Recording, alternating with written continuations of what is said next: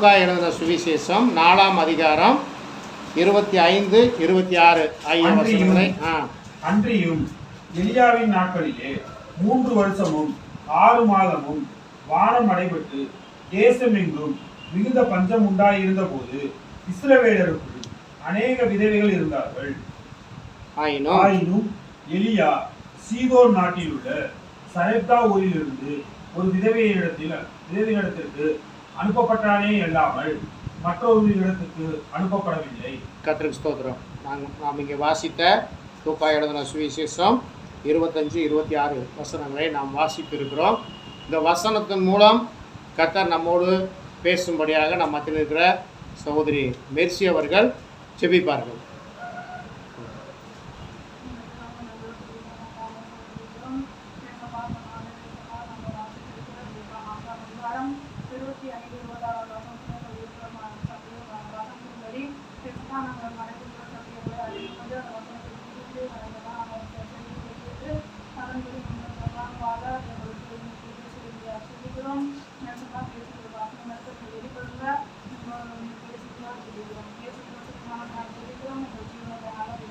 ஆமென். நாம் வாசித்த வசனம் லூக்கா எழுதின சுவிசேஷம் 4ஆம் அதிகாரத்தில் 25வது வசனம் இப்படியாக சொல்லுகிறது.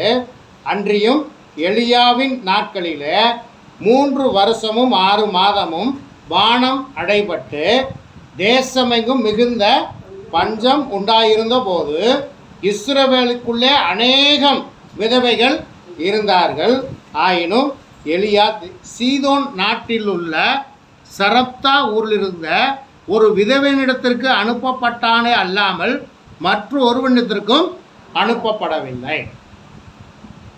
ஆகவே எலியாவின் நாட்களில் எவ்வளோ நாளாக மழை இல்லை? 3 வருஷம் மழை இல்லை. சரி, அப்போ எலியாவை காக்கும்படி ஆண்டவர் என்ன செஞ்சார்? இஸ்ரவேல் இடத்துல யார்கிட்டையுமே ஆண்டவர் எலியாவை அனுப்பலை. எங்கே அனுப்புகிறாரு? சீதோன் நாட்டில் உள்ள சரப்தா என்கிற ஊருக்கு அனுப்புகிறார். இப்போ இது குறித்து பார்க்க போகிறோம். என்ன இதில் என்ன இருக்கிறது, அது என்ன சீதோனு சரப்தாங்கிறதுல என்ன அப்படிங்கிறத குறித்து தான் நம்ம இன்றைக்கி நாட்களில் பார்க்க இருக்கிறோம். பாருங்கள், கடந்த வாரத்தில் சில சாட்சிகளை குறித்து நம்ம பார்த்தோம். சில சாட்சிகளை குறித்து பார்த்தோம். வேதாகமத்தில் உள்ள சாட்சிகளை குறித்து பார்த்தோம். இப்போ இருக்கிற சாட்சிகளை குறித்து பார்த்தோம். இந்த வாரத்திலும் சில சாட்சிகளை பார்த்துக்கிட்டு இந்த செய்திக்கு நேராக நம்ம கடந்து போக இருக்கிறோம். இப்போ திண்டுக்கல் பகுதியில் பாருங்கள், அநேக ஊழியர்கள் உண்டு. மாடி வீடு கட்டி சுகபோகமாக இருக்கிற ஊழியர்களும் உண்டு. நல்ல வசதியான கார் வாங்கி நல்ல சுகமோகமாக இருக்கிற ஊழியக்காரர்களும் உண்டு. ஏழ்மையில் இருக்கிற ஊழியக்காரர்களும் உண்டு. பாருங்கள், என்சிஓ காலனியில் எங்கள் கடை இருக்க பக்கத்தில் ஜூடு என்கிற ஒரு சகோதரன் ஊழியம் செய்கிறார். அவர் பாருங்கள், ஒரு பகுதியில் 1/2 ஏக்கர் நிலம் வாங்கி, எவ்வளோ இடம்? 1/2 ஏக்கர் நிலம். அந்த நிலத்தை இன்று விற்றா கூட இன்றைக்கு ரேட்டுக்கு ₹1,00,00,000 மேலே போகும். அந்த இடத்தை திண்டுக்கல்ல மறிக்கிற விசுவாசிகள் யாராக இருந்தாலும் நீங்கள் கொண்டாந்துங்க அடக்க முடியும். கொடுத்துட்டு அவர் சொன்னார், நீங்கள் ஊழியக்காரங்களாம் சேர்ந்து ஒரு சுத்தமானால் இந்த இடத்துக்கு ஒரு காம்பவுண்ட் சுவர் கட்டுவதற்கு நீங்கள் எல்லாம் முயற்சி செய்யணும். இன்றைக்கி வரைக்கும் எந்த இதுவுமே நடக்கும். ஆனால் இறக்குறவங்கள கொண்டு போய் மட்டும் ஒதுக்கிறோம். அப்போ ₹1,00,00,000 மதிப்பு பெறக்கூடிய ஒரு இடத்த அவர் மனப்பூர்வமாய் வாங்கி கொடுத்துருக்குறார். அதுக்கு ஒரு காம்பவுண்ட் சுவர் கட்டுங்கன்னா யாரும் கட்டுறதுக்கு முன் வரல. அதுக்காக சிலர் பணம்லாம் கொடுத்துருக்குறாங்க, அந்த பணத்தையும் முழுங்கிட்டாங்க. அப்படி கொடுத்த சகோதரன் ஏன் அதுக்கான நடவடிக்கை எடுக்கிறா? நீங்கள் உங்களுக்கு நான் கொடுத்தனே, ஏன் அதுக்கான நீங்கள் அதுக்கு பதிலும் இல்லை. பதில் கொடுக்காம அந்த சகோதரன் ஆண்டவர்கிட்ட வெளியே போய்விட்டார். அப்போ இந்த மாதிரி ஜூடு என்கிற அந்த சகோதரனை போல் உதாரத்துவமாய் கர்த்தருக்கென்று கர்த்தருடைய ஊழியத்துக்கென்று செய்கிறவர்கள் அநேகரும் இருக்கிறார்கள். ஆனால் எல்லாத்தையும் தன் வாயிலே போட்டுக்கொள்ளுகிறவர்களும் இருக்கிறார். நாங்கள் பாரதிபுரத்தில் குடியிருக்கும் பொழுது எங்கள் வீட்டுக்கு பின்னாடி ஒரு சர்ச் இருந்தது, சீலோவாம் சர்ச் அப்படிங்கிற ஒரு சபை இருந்தது. அவர் மறித்து போய்விட்டார். அவங்களுக்கு ஒரே ஒரு மக, அவங்க வீட்டுக்கார மக. அவங்க இப்போ மேட்டுப்பாளையம் பகுதியில் இருக்கிறாங்க. அவங்க சபை நடத்தும் போது 2 சென்ட் இடம் கல்றைக்கு சொல்லி ஒரு இடத்துல வாங்கினாங்க. அது இருக்குது, இன்றைக்கி இருக்குது.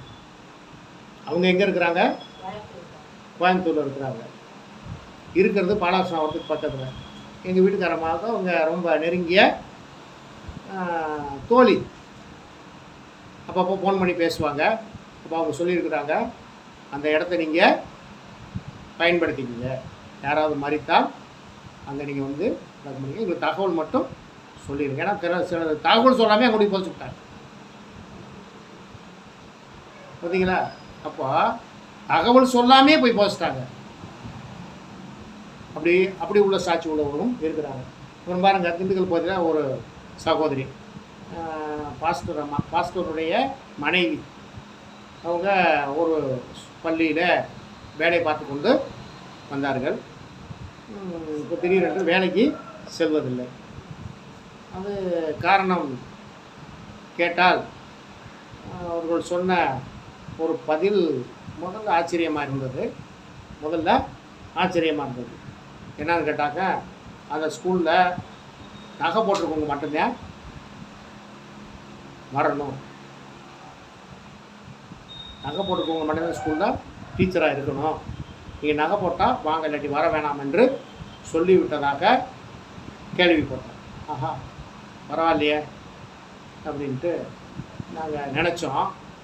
ஆனால் அதை சரி இதுதான் காரணமாக இருக்குமா என்று விசாரிக்கிற பொழுது அது உண்மை இல்லை. அவங்க தமிழ்நாட்டில் அநேக இடத்துல அவங்களுக்கு ஸ்கூல் உண்டு. ட்ரான்ஸ்ஃபர் போட்டிருக்கிறாங்க. ட்ரான்ஸ்ஃபர் போட்டாங்க. எங்கே? தூரத்தில் சென்னைக்கு அருகில் போட்டாங்க. இப்போ அங்கே போட்டோன்னே அங்கே போகிறதுக்கு மறுத்து விட்டு வேலைக்கு போகலை. ஆனால் வெளியே சொல்வது எப்படி? சாட்சி நல்லா இருக்குல்ல, கேட்குறதுக்கு நல்லா இருக்கு. ஆனால் இதில் என்ன அப்போ என்ன கேட்டிங்கன்னா, பொய் பேசுவது சரியான ஒரு காரியமே இல்லை. பொய் பேசுனா யாருக்கு பிள்ளையா இருப்போம்? கர்த்தருக்கு ஸ்தோத்திரம். அப்புறம் பாருங்கள், ஒரு பாஸ்டர் அம்மா, இன்னொரு பாஸ்டர் அம்மா அவங்க சொன்ன சாட்சி. அவங்களுக்கு அருகாமையில் இருக்கிறவங்க நல்ல பட்டு சேலையெல்லாம் வாங்கி கொடுத்தாங்களாம். அவங்க வீட்டு பக்கத்தில் இருக்கவங்க பட்டு சேலையெல்லாம் வாங்கி கொடுத்தாங்க. இவங்களும் வாங்கி கட்டி கொண்டார்கள். கட்டி கொண்டு போகும்போது அவங்க சொன்னாங்களாம், இந்த பட்டு சேலை ரொம்ப அழகாக இருக்கீங்க நீங்கள், அதோடு ஒரு காதுலையும் இந்த கழுத்துலையும் ஒரு செயினை போட்டிங்கனாக்க இன்னும் ரொம்ப அழகாக இருப்பீங்கன்னு சொல்லி சொன்னாங்க. அப்படின்னா இவங்களுக்கு இந்த சொன்னது யார்? அந்த ஊழியக்காரம்மா. அந்த ஊழியக்காரம்மாவுக்கு அப்படி ஒரு எண்ணம் இருக்கும் போல இருக்குது. ஊழியக்காரம்மாவுக்கு அப்படி ஒரு எண்ணம் இருக்கும் போல. நகை அணிந்து கொள்ளணும், நல்லா கழுத்தில் செயின் போட்டுக்கொள்ளணும். சரி, ரைட்டு, அது அவங்களுடைய விருப்பம். ஆனால் அது ஒரு சரியான ஒரு சாட்சி இல்லை. அப்புறம் ஒரு சகோதரி, விசுவாசியான சகோதரி, நாங்கள் அடிக்கடி கூட அந்த சபைக்கு நாங்கள் போயிட்டு வருவோம். அங்கே உள்ள ஒரு சகோதரி சொன்னாங்க, நாங்கள் போயிருந்தப்போ ஒரு விசேஷத்துக்கு போனாங்களாம். அந்த நகையெல்லாம் போட்டிருக்கோம். அந்த சகோதரி சாட்சி சொல்லும்போது சொன்னாங்க, நாங்கள் ஒரு விசேஷத்துக்கு போனோம், எல்லாரும் கிளம்பி போகும்போது சொன்னாங்க, நீங்கள் நல்லா இருக்கீங்க, உங்கள் ட்ரெஸ்ஸு நல்லா இருக்குது, உங்கள் நகையெல்லாம் நல்லா இருக்குது, அப்படியே ஒரு பொட்டு வச்சுருந்தீங்கன்னாக்க இன்னும் அருமையாக இருக்கும் அப்படின்னா அவங்க அதுக்கு மறுப்பு சொல்லலை. அப்போ என்னென்னா அவங்களுக்குள்ள அந்த மாதிரியெல்லாம் ஒரு எண்ணங்கள் இருக்கிறது. கர்த்தருக்கு ஸ்தோத்திரம். அப்புறம் பாருங்கள், ஒரு செல்லில் ஒரு ஊழியக்காரர் பேசுகிறார். அவருக்கு பேர் என்ன தெரியுமா? அப்போஸ்தலர். அவர் பேர் வேண்டாம், ஆனால் அப்போஸ்தலர்.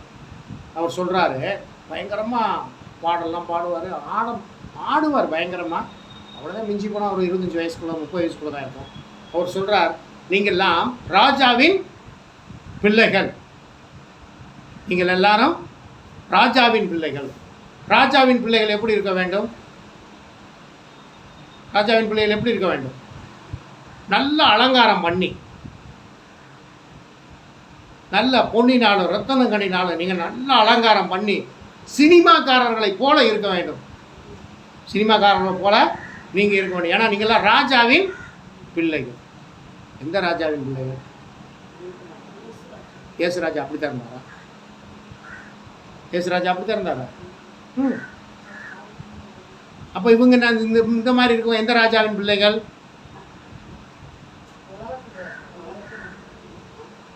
அப்போ பாருங்க, நம்ம ஆளுங்க போதனை அந்த லெவலுக்கு வந்துருச்சு. இப்போ பாருங்க, பழைய ஏற்பாட்டின் காலத்தில் பொய் தீர்க்கதரிசிகள் அதிகமாக இருந்தாங்களா, மெய் தீர்க்கதரிசிகள் அதிகமாக இருந்தாங்களா?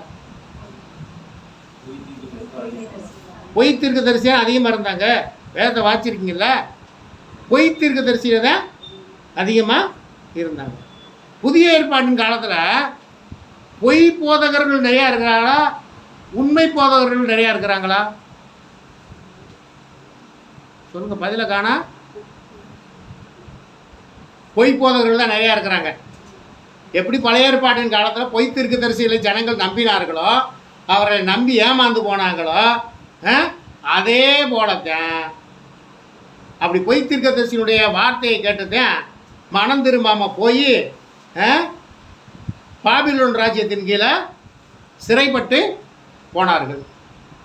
இப்போ அதே போல பாருங்க, பொய் போதகர்களை நம்பி தங்களை ஒப்படைத்து சுகபோகமான வாழ்க்கை வாழ்ந்து இப்போ போய் எங்கே அடப்பட போகிறாங்க தெரியுமா?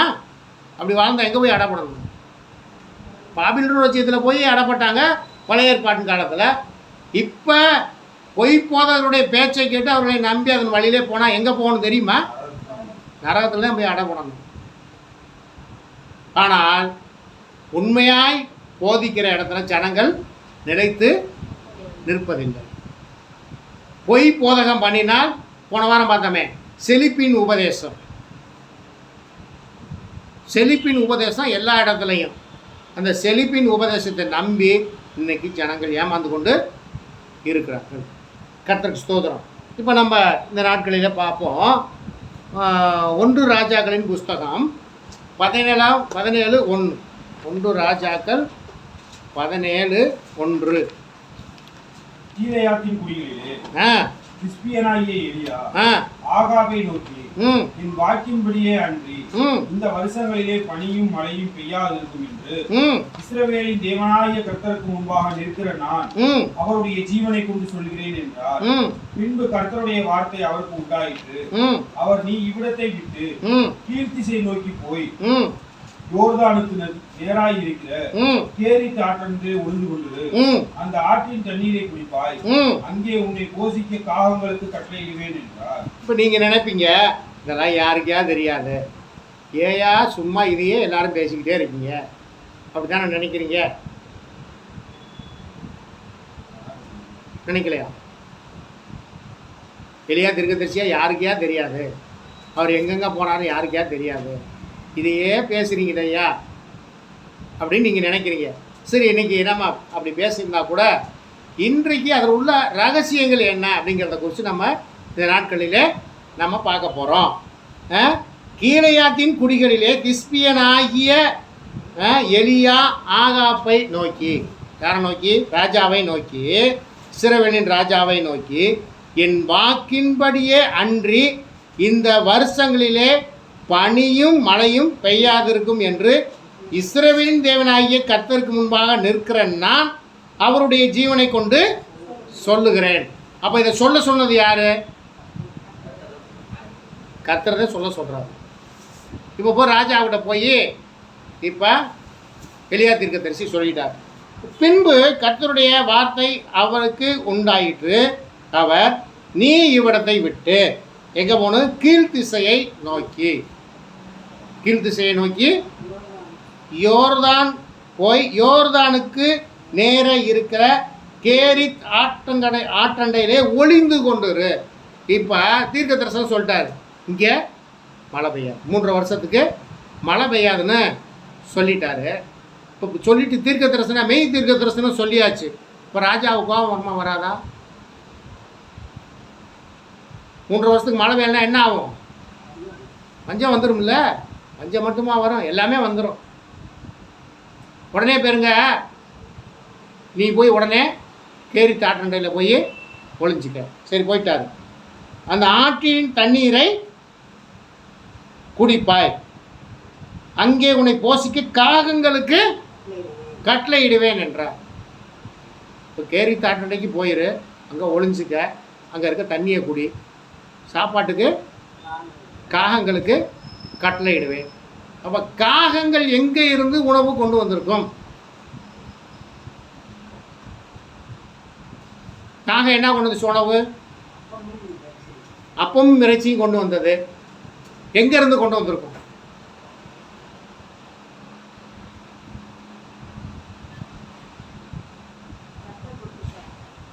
கரெக்டான பதில், கர்த்தர் கொடுத்திருக்கிறார். அப்படின்னா இதுவரைக்கும் பிரசங்கம் பண்ண போகிறோம். என்ன பண்ணாங்கன்னா, ராஜ அரண்மனையிலேருந்து கொண்டு வந்திருக்கோம். அப்படின்னா ராஜ அரண்மனையிலேருந்து திருடிட்டு வந்திருக்கோம்.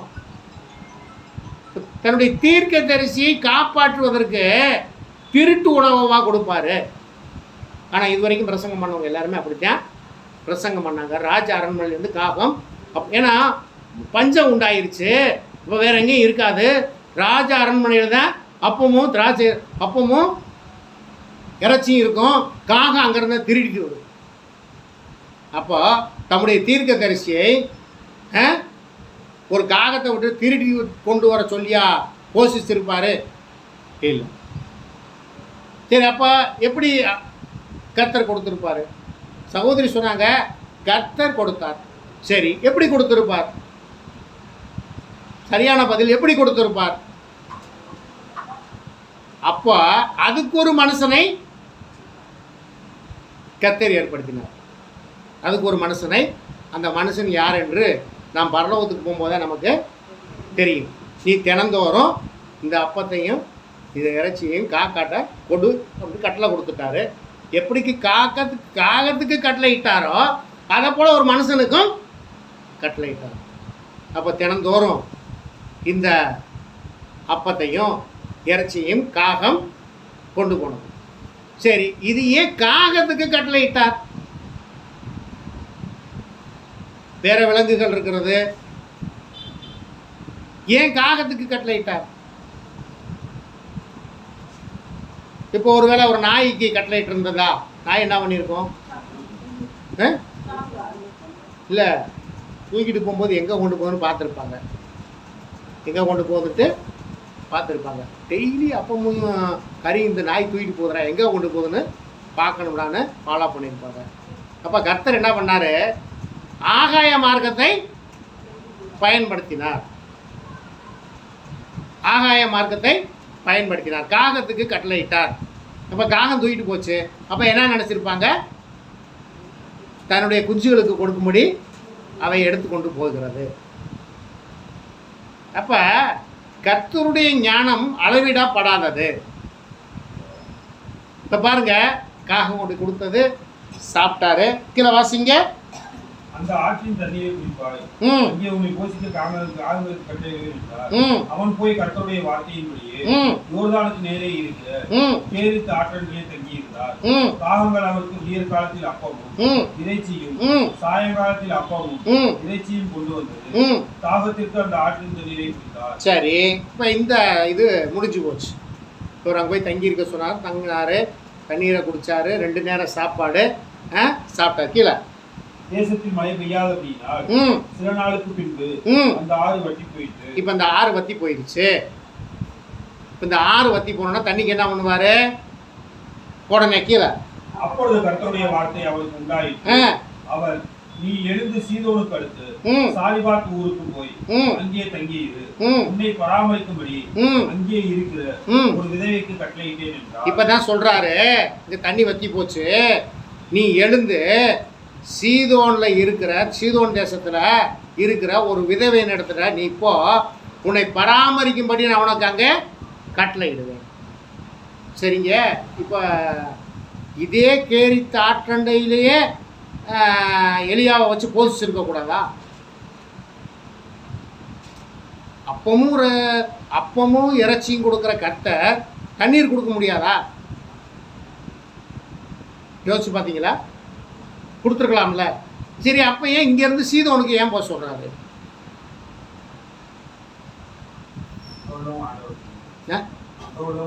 இல்லை, இஸ்ரவேலின் காலத்தில் வந்து இஸ்ரவேல் தேசத்தை விட்டு வேற எங்கும் போய் இஸ்ரவேல் வீட்டார்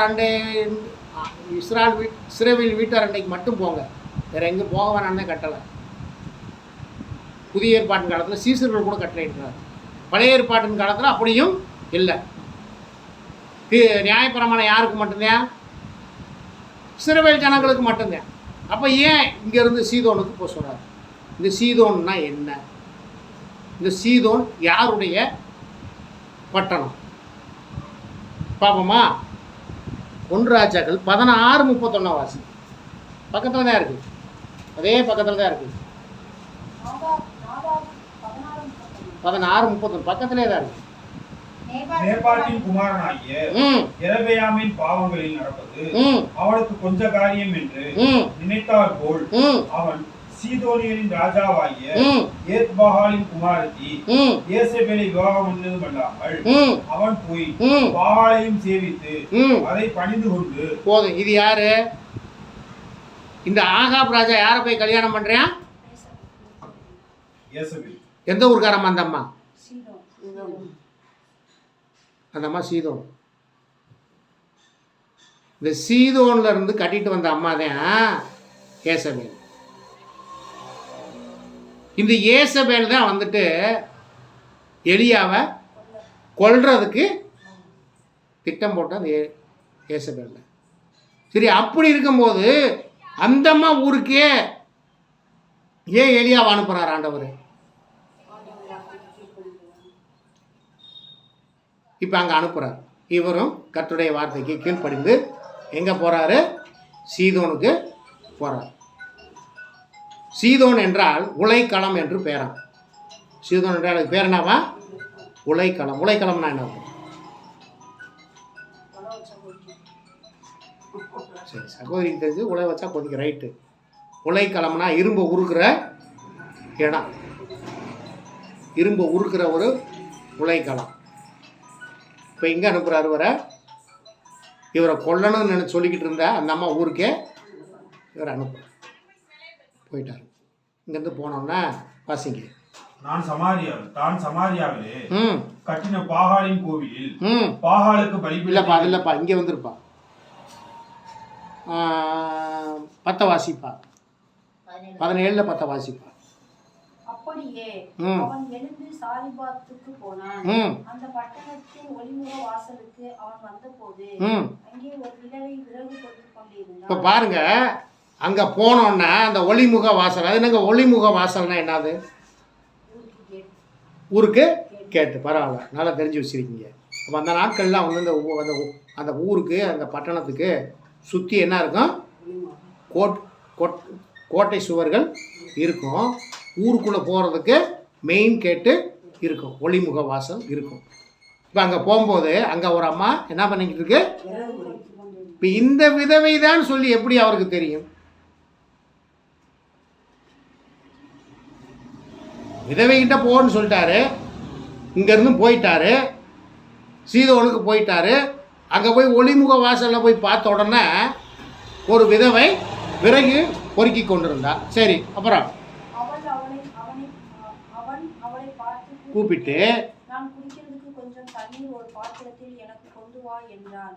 கொண்டு வர அவள் போகிற போது அவன் அவளை நோக்கி கூப்பிட்டு கொஞ்சம் அப்பமும் உன் கையில் எனக்கு கொண்டு வா என்றார். இப்போ இங்கேருந்து போனோன்னா அந்த விதவை பார்த்து வரனா சொல்கிறேன், எனக்கு கொஞ்சோண்டு முதல்ல தண்ணி கொண்டு வா, அப்புறம் அப்படியே கொஞ்சோண்டு அப்பமும் கொண்டு வா. சரி, இப்போ அந்த மாதிரி என்ன பண்ணாங்க? கொஞ்சம் எண்ணெயுமே அல்லாமல் என்னிடத்தில் ஒரு அடையும் இல்லை என்று உங்களுடைய தேவனாகிய கர்த்தரே ஜீவனை கொண்டு சொல்லுகிறேன். இதோ நானும் என் குமாரனும் சாப்பிட்டு செத்து போக அதை எனக்கும் அவனுக்கும் ஆயத்தம் படுத்துகிறதுக்கு 2 விறகுகளை கொடுக்கிறேன் என்றால் இப்போ பாருங்க, உம்முடைய தேவனாகிய கர்த்தரை கொண்டு, அப்போ நாட்டுக்கு நாட்டு வித்தியாசம் மனுஷரை கண்டுபிடிச்சிடலாம். இப்போ ஆப்பிரிக்காக்காரங்க வந்தால் நம்ம கண்டுபிடிச்சிடலாம்ல, இவங்க ஆப்பிரிக்க தேசத்தை சேர்ந்தவர்கள். அல்லது நம்ம பக்கத்து தேசத்தில் இருக்க சிலோன்லேருந்து வந்திருக்கவங்கள பார்த்தா கண்டுபிடிச்சிடலாம். தெரியுமா எப்படி? பேச்சில் கண்டுபிடிச்சிடலாம். கேரளா மாநிலத்துலேருந்து வந்தாக்க கண்டுபிடிச்சிடலாம். வட மாநிலத்துலேருந்து வந்தால் கண்டுபிடிச்சிடலாம். அது மாதிரி இந்த அம்மா இஸ்ரவேல் தேசத்தை சேர்ந்த மனுஷன்தாங்கிறத கண்டுபிடிச்சிருச்சு. அப்போ சொல்லுது, அந்த அம்மா சொல்லுது, உடைய தேவனாகிய கர்த்தருடைய ஜீவனை கொண்டு சொல்லுகிறேன், ஏங்கிட்ட கொஞ்சூண்டு களையத்தில் பானையில் கொஞ்சூண்டு மாவு இருக்குது, அதை 2 அடையை செஞ்சு சாப்பிட்டுட்டு நான் என் மகனை சாக போகிறதுக்கு எதுக்கே அப்பம் சாப்பிடணும்?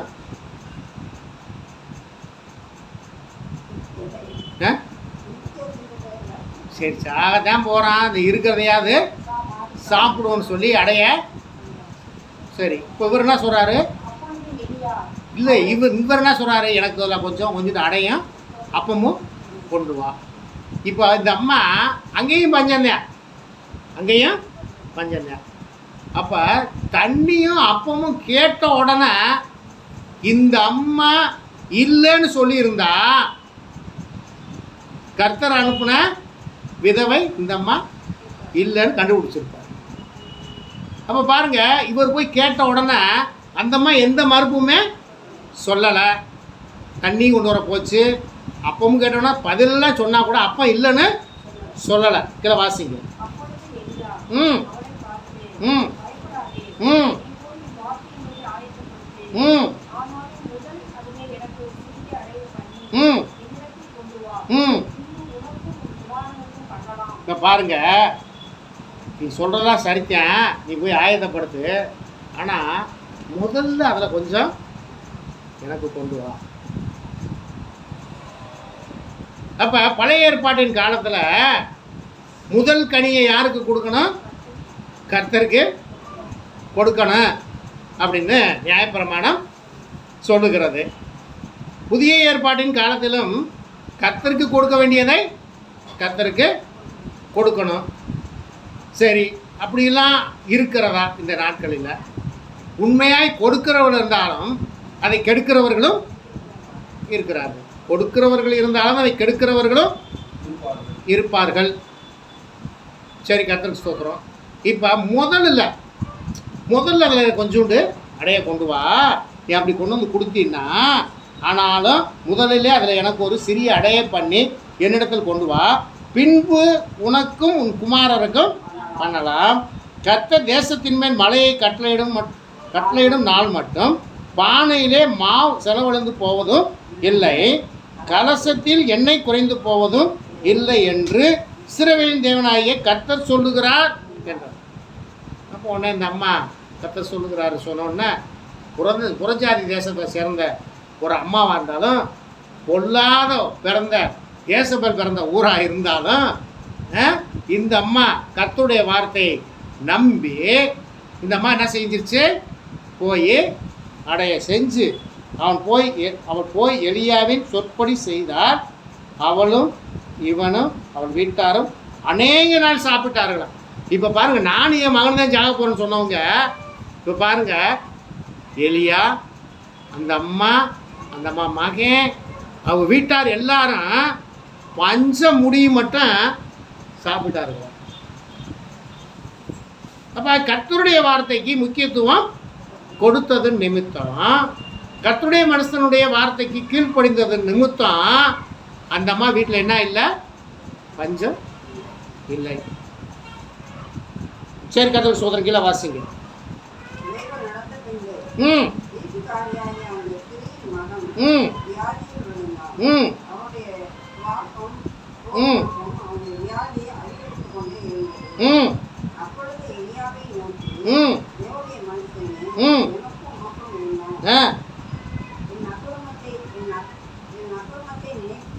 நினைக்க பண்ணவும்.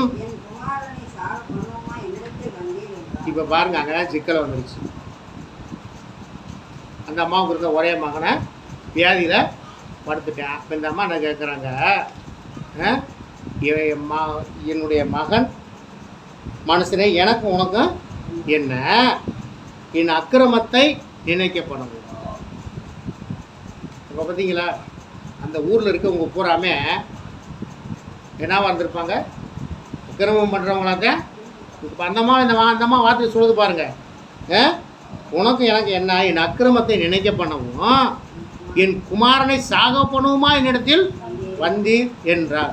அதற்கு அவள், உன் குமாரனை என்னிடத்திலே தா என்று சொல்லி அவனை அவள் மடியிலிருந்து எடுத்து தன் தங்கியிருந்த மேல் வீட்டிலே அவனை கொண்டு போய் தன் கட்டிலின் மேல் வைத்து, என் தேவனாகிய கர்த்தாவே, நான் தங்கியிருக்க இடம் கொடுத்த இந்த விதவியின் மகளை சாக பண்ணினால் அவளுக்கு துக்கத்தை வருவித்தீரோ என்று கர்த்தரை நோக்கி கூப்பிட்டு அந்த பிள்ளையின் மேல் 3 தரம் குப்புற விழுந்து, என் தேவனாகிய கர்த்தாவே, இந்த பிள்ளையின் ஆத்துமா அவளுக்குள் திரும்பி வர பண்ணும் என்று கர்த்தர் நோக்கி விண்ணப்பம் பண்ணினான். கர்த்தர் எலியாவின் சத்தத்தை கேட்டு பிள்ளையினுடைய ஆத்துமாவும் அவனுக்குள் திரும்பி வந்து அவன் பிழைத்தான். அப்பொழுது எலியா பிள்ளையை எடுத்து மேல் வீட்டிலிருந்து அவனை கீழ் வீட்டிற்கு கொண்டு வந்து அவனை அவன் தாயினிடத்தில் கொடுத்து, பார், உன் பிள்ளை உயிரோடு இருக்கிறார் என்று சொன்னான். அப்பொழுது அந்த ஸ்திரீ எலியாவை நோக்கி, நீ தேவனுடைய மனுஷன் என்றும் உம்முடைய வாயிலிருந்து பிறக்கும் கர்த்தரின் வார்த்தை உண்மை என்றும் இதனால் இப்பொழுது அறிந்திருக்கு.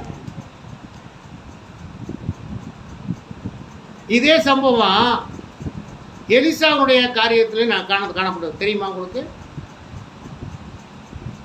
இதே சம்பவம் எலிசாவுடைய வாழ்க்கையிலும் காணப்பட்டது. எங்க, யார் வீட்டில்?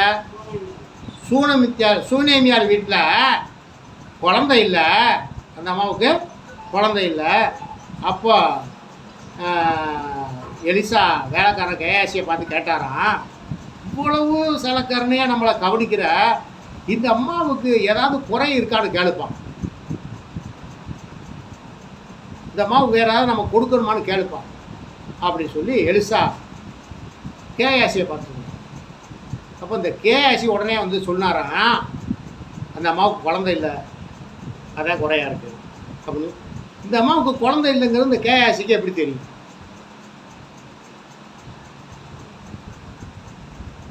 சூனேமியார் வீட்டில் மாடியில் தங்கியிருந்தாங்க, போவாங்க, அங்கே தங்கியிருப்பாங்க, உணவு சாப்பிடுவாங்க, போயிடுவாங்க.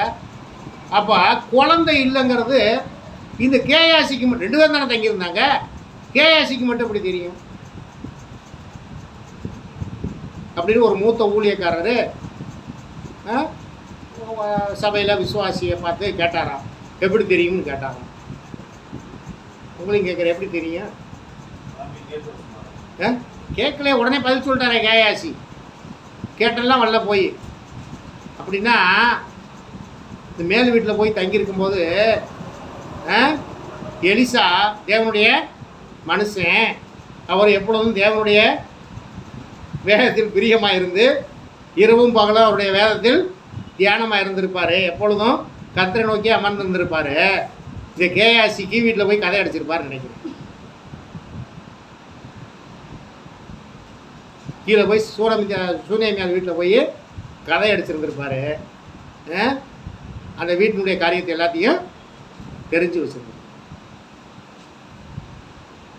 இந்த காரியங்கள் எல்லாம் ஒரு ஆவிக்குரிய புத்தகத்தின் மூலம் நான் அறிந்து கொள்வதற்கு கர்த்தர் எனக்கு உதவி செய்தார். இந்த புத்தகத்தை எழுதினவர் திருமறை அறிஞர் என்று போற்றப்படும் கிறிஸ்டோபர் அவர்கள், பெரிய ஒரு மூத்த ஊழியர். அவர் புத்தகத்திலிருந்து இந்த காரியங்களை தெரிந்து கொள்வதற்கு இதில் அநேக காரியங்கள் உண்டு. அந்த 2 புஸ்தகத்திலையும் எலிசா 2 புத்தகத்திலிருந்து பிரசங்கித்தாலே 1 வருஷத்துக்கே பிரசங்கம் பண்ணலாம், அவ்வளோ காரியம் எழுதியிருக்கிறார். அவ்வளவு ஆவிக்குரிய விஷயங்கள் அதிலே எழுதப்பட்டிருக்கிறது. ஆகவே கர்த்தருடைய பிள்ளைகளை, இப்போ அந்த ஊரை சேர்ந்த அந்த ஏசபேல் பிறந்த அந்த ஊரில் பிறந்த அந்த அம்மா என்ன சாட்சி சொல்லுது? 24 வாசிங்க. நீ தேவனுடைய மனுஷன் என்றும் உண்மை என்றும் இதை நான் இப்பொழுது அறிந்திருக்கிறேன். இப்பொழுது நான் அறிந்திருக்கேன். அப்போ அந்த அம்மாவுடைய சாட்சி எவ்வளவு நல்ல சாட்சியாக இருக்கிறது. ஆகவே கர்த்தருடைய பிள்ளைகளை நாம் பழகிற இடத்துல நாம் சந்திக்கிற வீடுகளில் நம்ம சாட்சியாக இருக்கணும். நம்ம சாட்சியாக இருக்கணும். ஒரு புரதேசத்தை சார்ந்த பாவத்தில் இருந்த அந்த மனுஷி தேவனுடைய மனுஷனை பார்த்து ஒரு நல்ல சாட்சி சொல்கிறோம். அதை போல் இருக்கணும். அதே போல் நம்ம இருக்கணும். பாருங்கள், வேதாகமத்தில் புதிய ஏற்பாடு சபை ஆரம்பிக்கப்பட்ட பொழுது சாலமோன் மண்டபத்தில் ஆலயத்துக்கு பக்கத்தில் ஒரு சப்பானி 40 வருஷமாக சப்பானியாக இருந்த ஒருவன் உட்கார்ந்துருந்தான். அப்பொழுது பேதுருவும் யாக்கோப்பும் அங்கே போகும்போது இந்த சப்பானி கேட்டான், நடக்க முடியாதன்னு கேட்டான். அவருடைய ஏதாவது கிடைக்கும் என்று எதிர்பார்த்து காத்திருந்தேன். அப்போ சொன்னான், எங்களிடத்துல என்ன இல்லை, ஒன்றும் வேண்டி எங்களிடத்துல இல்லை. நான் உனக்கு சொல்கிறேன், இயேசுவின் நாமத்தில் எழுந்து நட. அப்போ என்ன இல்லையா அவங்கள்ட்ட? அவங்க யார்? அவங்க 2 பேரும் அப்போஸ்தலர்கள். அன்னைக்கு அவங்களுக்கு கர்த்தர் கொடுத்த வல்லமை என்ன? என்னத்தை வேணாலும் சம்பாதிச்சிருக்கலாம், என்னத்தை வேணாலும். ஆனால் என்ன சொல்கிறாங்க அவங்க 2 பேரும்? என்கிட்ட பொண்ணும் வெள்ளியும் இல்லை, நீ இயேசு கிறிஸ்துவின் நாமத்தினால் எழுந்து நட. அப்போஸ்தலனாகிய பவுல் கிட்டத்தட்ட அரை உலகத்தை சுற்றினார். அரை உலகத்தை சுற்றி சுவிசேஷத்தை பிரசங்கித்தார்.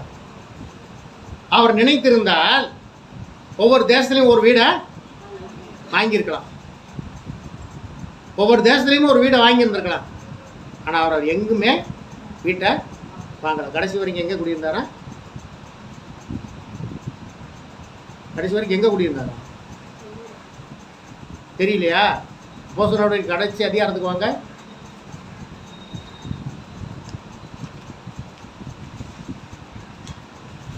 வாஸ்து ஜெபம் பண்ண போகிறோம். டைம் ஆயிடுச்சு. இப்போது கடைசி வாரத்தில் 30-31 வாசிங்க. கடைசி அதிகாரத்தில் வாடகைக்கு வாங்கி இருந்த வீட்டிலே 2 வருஷம் முழுவதும் தங்கி தன்னிடத்தில் வந்த யாவரையும் ஏற்றுக்கொண்டு மிகுந்த தைரியத்துடனே தடையில்லாமல் தேவனுடைய ராஜ்யத்தை குறித்து பிரசங்கித்து கர்த்தராகிய இயேசு கிறிஸ்துவை பற்றிய விசேஷங்களை உபதேசித்துக் கொண்டிருந்தார். அப்ப எங்க கடைசி வரைக்கும் எங்க குடியிருந்தாராமா? வாடகை வீட்டுல குடியிருந்தார். இவ்வளவுக்கு அவரை குறித்து சொல்றாங்க. அப்போஸ்தலனாகிய பவுலை குறித்து சொல்றாங்க. அவர் ஆண்டவருக்குள்ள வராதுக்கு முன்னுக்க அவர் பெரிய கப்பலுக்கு சொந்தக்காரரான். கப்பலுக்கு சாதாரண மனுஷன் இல்லை. அப்போஸ்தலனாகிய பவுல் சாதாரண மனுஷன் இல்லை, பெரிய கோடீஸ்வரன். அதனால சொல்றாரு, எனக்கு உண்டான எல்லாவற்றையும் நான் குப்பை என்று எண்ணுகிறேன். அப்போ என்ன பண்ணாரு? எதற்காக என்னை பிடித்தாரோ, எதற்காக என்னை அழைத்தாரோ அதை நிறைவேற்றும்படி எல்லாத்தையும் குப்பை எல்லாத்தையும் தள்ளிட்டார். ஆனால் இன்னைக்கு நம்மனா என்ன பண்ணியிருப்போம்? இன்னைக்கு இருக்க ஊழியக்காரவனா என்ன பண்ணியிருப்பாங்க? அவ்வளவு பாதி உலகத்தை சுற்றுறதுக்கு என்ன பண்ணியிருப்பாங்க? கனடாவில் ஒரு வீடு வாங்கியிருப்பாங்க, அமெரிக்காவில் ஒரு வீடு வாங்கியிருப்பாங்க. எதில்? ஃப்ளைட்டில் தான் போகிறது. இங்கிலாந்து தேசத்தில் வாங்கியிருப்பாங்க. அப்போ ஊழியம் கேட்டால் சொல்லுவாங்க, கர்த்தர் எங்களை ஆசீர்வதித்திருக்கிறார். எங்கே வச்சு? ஆசீர்வாதமாக இருந்த சந்தோஷம். ஆனால் ஒரு நாள் கர்த்தர் கணக்கு கொடுக்கணுமே, அதையும் மறந்துவிட்டாங்க. ஒரு ஊழியக்காரர் இந்த கிறிஸ்டோபர் தான் எழுதுறாரு. அவர் வெளிநாட்டுலாம் ஊழியத்துக்கு போயிட்டு வந்தாரா. போயிட்டு வந்து அங்கே கிடைக்கிற வருமானத்தை கொண்டு மற்ற ஊழியர்களுக்கு உதவி செய்வார். உள்நாட்டிலே ஊழியத்துக்கு போனால் கொடுக்குற காணிக்கைகளை பெற்றுக்கொள்வார். ஆனால் கர்த்தர் ஒரு நாள் பேசினாரா, நீ இந்திய தேசத்தில் எங்கே ஊழியத்துக்கு போனாலும் நீ காணிக்க வாங்கக்கூடாது. உள்நாட்டில் நீ எங்கே ஊழியத்துக்கு, இந்திய தேசத்தில் எங்கே ஊழியத்துக்கு கூப்பிட்டாலும் நீ காணிக்க வாங்கக்கூடாது. போக்குவரத்து செலவு, தங்குற செலவு தக்காட்டு வேறு எதையும் வாங்கக்கூடாது. கர்த்தருடைய வார்த்தைக்கு கீழ்பட்டார். எங்கே போனாலும் காணிக்கை வாங்கணும். இலவசமாய் பெற்றீர்கள், இலவசமாய் நீ சொல்லு சொன்னார். இன்னைக்கு நல்ல ஆசீர்வாதமான ஊழியம் செய்கிறார். அப்படியாப்பட்ட ஊழியக்காரர்களும் இன்றும் இருக்கிறார்கள். நான் சில சமயங்களில் சில சபைகளுக்கு போய் கர்த்தருடைய வார்த்தையை பிரசங்கிக்கிறேன். அப்பொழுது எனக்கு காணிக்கை கொடுப்பாங்க. நான் எங்கேயுமே காணிக்கை வாங்கலை. ஆனால் அதற்கு மாறாக நான் அவர்களுக்கு காணிக்கை கொடுத்து விட்டு வருவேன். அப்போஸ்தலனாகிய பவுல் சொல்கிறார், வாங்குவதை பாட்டிலும் கொடுப்பது தான் பாக்கியம். அப்போ நான் பிரசங்கிக்க போகிற இடத்துல எனக்கு காணிக்கை கொடுத்தால் நான் வாங்குவது இல்லை, நான் கொடுத்து விட்டு வருகிறேன். தொடர்ந்து என்னை கர்த்தர் அப்படியாக உயர்த்தும்படியாக நீங்கள் யாவரும் செபிங்க. நான் எங்கே போய் பிரசங்கம் பண்ணாலும் நான் அவர்களுக்கு காணிக்கை கொடுக்கும்படியாக கர்த்தர் நம்மை உயர்த்தும்படியாகவும் இங்கே கூடி வந்திருக்கிற எல்லாரும் எலிசாவை போல அப்போஸ்தலனாகிய பேதுருவை போல பவுலை போல மற்ற அப்போஸ்தலர்களை போல சாட்சியாய் காணப்பட வேண்டும். ஆகவே நம்மை அப்படியாக கர்த்தர் நம்மை ஆசீர்வதிக்கும்படியாக நாம் கர்த்தருடைய சமூகத்தில் நம்மை ஒப்பு கொடுத்து நாம் செபிப்போம். கர்த்தர் நம்மை ஆசீர்வதிப்பார். அன்பின் பரலோக பிதாவே, இந்த வேலைக்காக நாங்கள் நன்றி செலுத்துகிறோம். இந்த நாளிலும் கூட கர்த்தாவே ஸ்தோத்திரம் ஆண்டவரே, சில சாட்சிகளை பார்ப்பதற்கும் அதே போல கர்த்தாவே ஸ்தோத்திரம் ஆண்டவரே. ராஜா ஆண்டவரே, எலியா என்கிற தீர்க்கதரிசிய தேவ மனுஷனாகிய தீர்க்கதரிசியை குறித்து ஆண்டவரே இந்த நாட்களில் நாங்கள் சில காரியங்களை பேசும்படியாக பார்க்கும்படியாக எங்களோடு நீங்கள் இடைப்பட்டீங்களே, அதுக்காக நாங்கள் உங்களுக்கு நன்றி செலுத்துகிறோம். நாங்களும் கூட ஆண்டவரே உங்களுடைய தீர்க்கதரிசிகளை, உண்மையான தீர்க்கதரிசிகளை போல, உண்மையான அப்போஸ்தலர்களைப் போல, உண்மையான ஊழியக்காரர்களைப் போல நாங்கள் காணப்பட்டு அநேகருக்கு நாங்கள் சாட்சியாய் காணப்படும்படியாக எங்களை நீங்கள் அப்படியாக ஆசீர்வதித்து உயர்த்துங்க. எங்களுடைய வாய்களிலிருந்து பொய் வராதபடிக்கு, பொய்யான வார்த்தை எங்களுடைய வாயிலிருந்து வராதபடிக்கு ஏசப்பா காத்துக்கொள்ளுங்க. இங்கே வந்திருக்கிற உங்கள் மக்கள் ஒவ்வொருவரையும் நீங்கள் பேர் பேராய் ஆசீர்வதிங்க ஆண்டவரே. ஒவ்வொருடைய எண்ணங்களையும் சிந்தனைகளை நீங்கள் அறிந்திருக்கீங்க. இந்த வாழ்க்கையில நிறைவேற்றி கொடுங்க. நாங்கள் உண்மையாய் காணப்பட்டு, உத்தமமாய் காணப்பட்டு உங்கள் வருகைக்கு ஆயத்தப்பட, ஒரு ராஜ்யத்தை சுதந்திரத்துக்குள்ள ஏசப்பா உதவி செய்யுங்க. இயேசு கிறிஸ்துவின் நாமத்தினால செபிக்கிறோம் எங்கள் ஜீவனுள்ள நல்ல பிதாவே, ஆமென். என் ஆத்துமாவே கர்த்தரை ஸ்தோத்திரி, என் முழு உள்ளமே பரிசுத்த நாமத்தை ஸ்தோத்திரி. என் ஆத்துமாவே கர்த்தரை ஸ்தோத்திரி, கர்த்தர் செய்த சகல உபகாரங்களையும் மறவாதே, ஆமென். நம்முடைய பிதாவாகிய தேவனுடைய அன்பும் கர்த்தராகிய இயேசு கிறிஸ்துவினுடைய கிருபையும் பரிசுத்த ஆவியாருடைய அந்யோன்யமும் கர்த்தரை தொழுது கொண்ட கர்த்தருடைய பிள்ளை நம்மோடும் உலகத்தில் உள்ள எல்லா பரிசுத்தவான்களோடும் இன்றும் என்றும் சதா காலமும் நிலைத்திருப்பதாக, ஆமென். அல்லேலூயா, அல்லேலூயா, அல்லேலூயா. கர்த்தர் தாமே உங்களை நிறைவே ஆசீர்வதிப்பாராக. கர்த்தருக்கு ஸ்தோத்திரம்.